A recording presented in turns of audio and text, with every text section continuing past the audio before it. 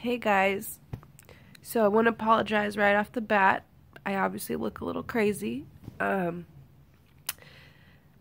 dextered some people last night and didn't have time to clean my face. But I'm also really sick, and I just found out today that my last grandparent has passed away today, or last night. And, I just have a lot of stuff going on in my life, and I don't always know who cares. I don't know. I mean, I see all these amazing YouTube channels, and I don't aspire to be a great YouTuber or really anything. I don't have information that's interesting or useful on my channel.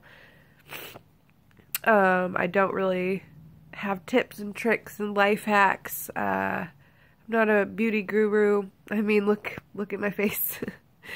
I don't know. But I am 100% a real life person who lives in the giant state of Texas. And, I go through things the same as everyone else. And right now I'm going through quite a lot at the same time. But this one's hard. I think that I felt like I wanted to make a video not for pity, not for really any other reason other than I just really want to remind people that where you come from matters. Your family matters. Your grandparents have stories and lives and secrets of generations and different times that are valuable to your identity, to where you go, how you learn to be, how your parents learn to be, how you interact in a lot of ways. Your grandparents are just such special people, and a lot of them have been through so much that we probably could never imagine. We probably might not ever know because we never talk to them, or we don't think of asking them questions about their lives because we're afraid of them being hurt or not wanting to talk about it or something like that. But I just wanted to say, this is my last grandparent, and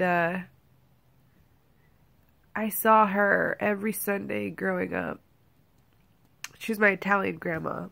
And, man, she really was a lady. She was a really amazing lady. And, she was sweet and kind of quiet, but she really did speak her mind, and she really did have a vivacious personality. And when any of my uncles or my dad, anyone would be kind of, get too crazy, she definitely would speak up and put them in their place. I'm sick. I'm super congested. I just feel like, ugh. And obviously I've been mourning a little bit, so I'm sure I sound just amazing. But, I just really want people to sit and think for a second about your family and where you come from and how important those connections are. And it's never, ever too late to start over a connection with someone, or ask those questions you don't know, or, ask your grandparent, about their teenage years, or falling in love for the first time, or just things that you deal with. How did they deal with them when they were younger? Because not only will they have a story to tell about how much different it was when they were your age, but also, they might have some great advice going through the motions on how they dealt with things, it's just important. And years back, when my grandfather, her husband, passed away, I had done an audio interview, as well as tried to write them down. And this was shortly after, it was a little bit after my grandpa, let's see, no, I don't know that he had passed away yet. I think that she had a stroke. She had a lot of strokes towards the end, but she had a stroke and was put in the hospital.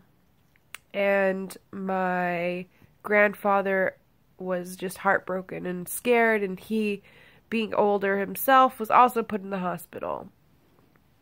And I think that's what it was. And she was released at some point because she recovered well enough to go home.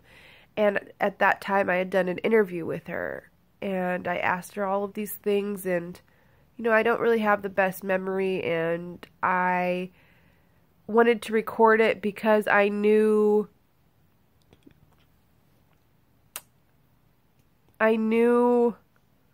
that people's memories can often be altered, or as things go on, your mind has a way of, I forgot the term, but a way of filling in the blanks or remembering things differently every time you try to remember something.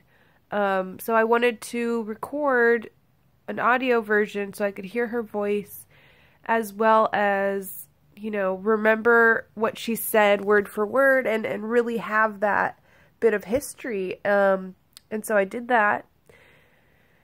And I had my memory card that it was on. And this is at a time when, oh man, was it? Yeah, this was years that I had the memory card, and I hid it.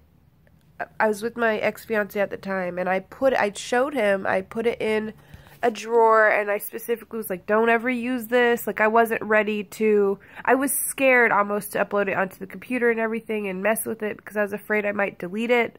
So I kind of left it alone in a drawer for a while by our socks. So it's not like it was, with the video games or anything. And my ex-fiance needed something in a hurry when he was trying to save a game, or I don't know what he was doing, and he hurried and grabbed the wrong one, and he copied over that entire interview. So I don't have that anymore. But I remember the time that I spent with her, and it was really valuable.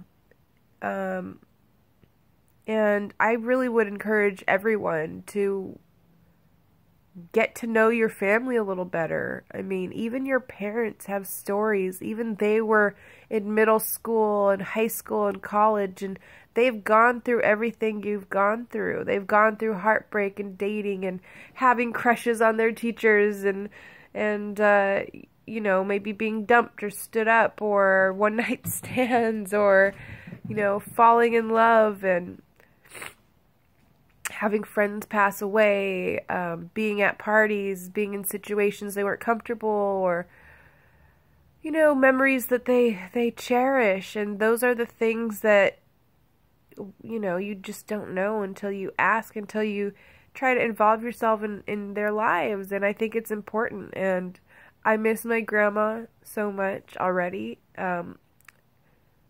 When I went home to Colorado, maybe like 2 weeks ago now,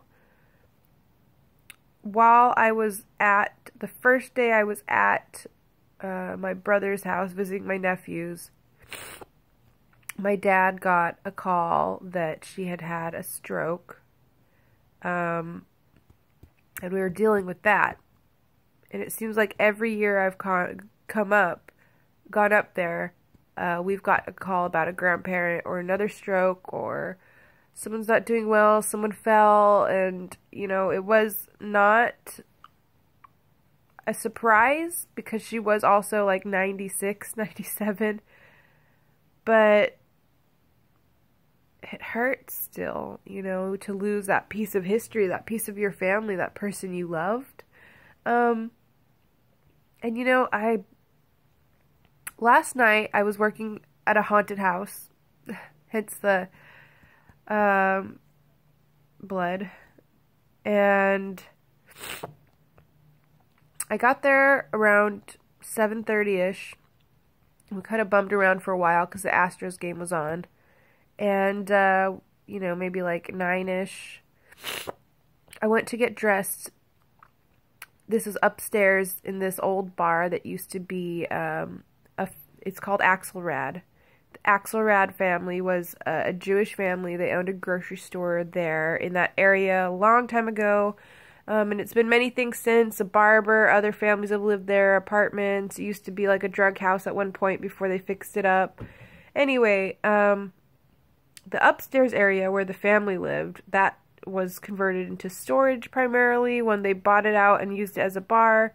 Downstairs is the bar and everything. You don't usually have access upstairs, but we made that into a maze, a haunted house type thing, and some of the rooms that were lived in were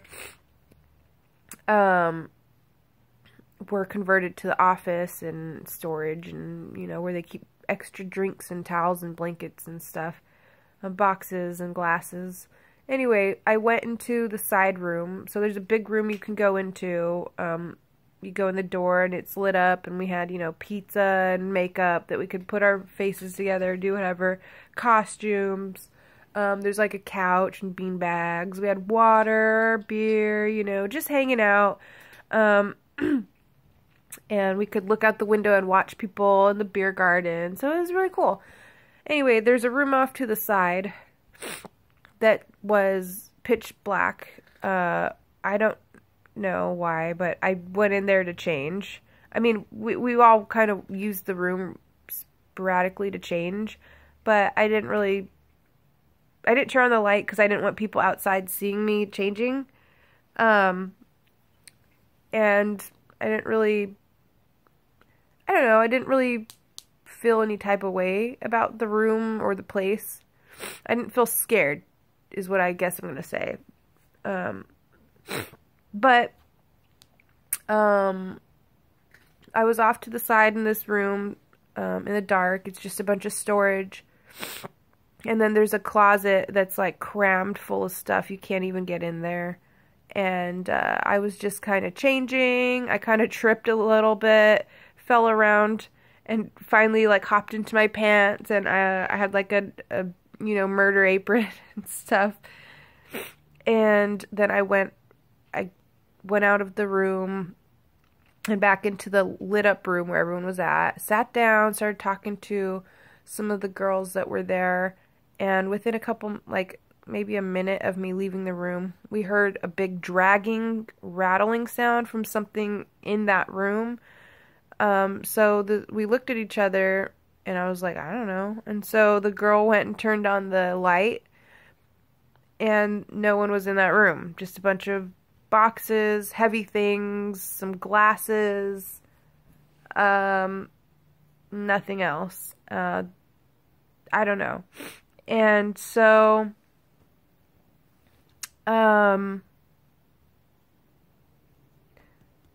yeah, so that was kind of strange. And I think everyone was kind of scared after that because it sounded like one of these big, heavy boxes that they keep, you know, I don't know. I don't really know. I can't remember what was in it, but they were really heavy. It was literally like one of those being dragged a little bit and like something metal like rattling around.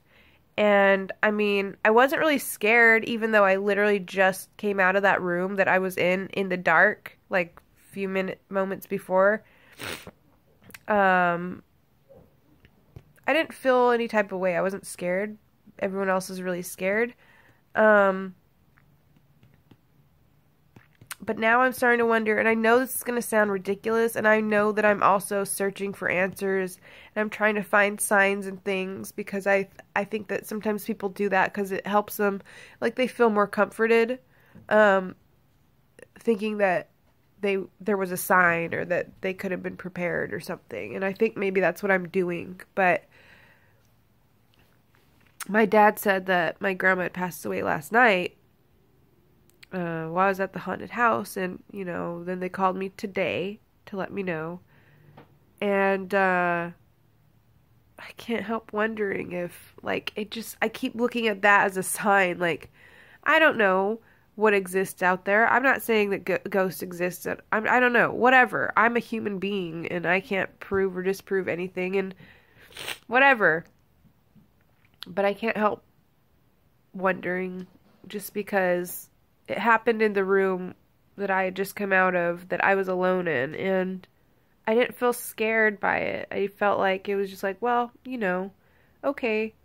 Not like, oh, ghosts don't exist. I didn't feel scared by whatever it was. Like, I acknowledged that something was being dragged around in the room I just came out of, but I didn't feel scared by it. I felt like it was just like, hey, I'm here.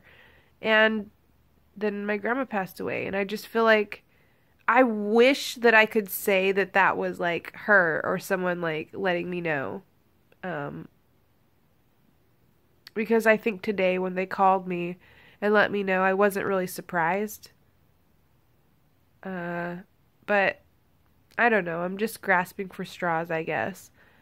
Just be mindful of your family and really appreciate what you have. And even if you fight with each other, appreciate that you have the ability to fight with them because they're there.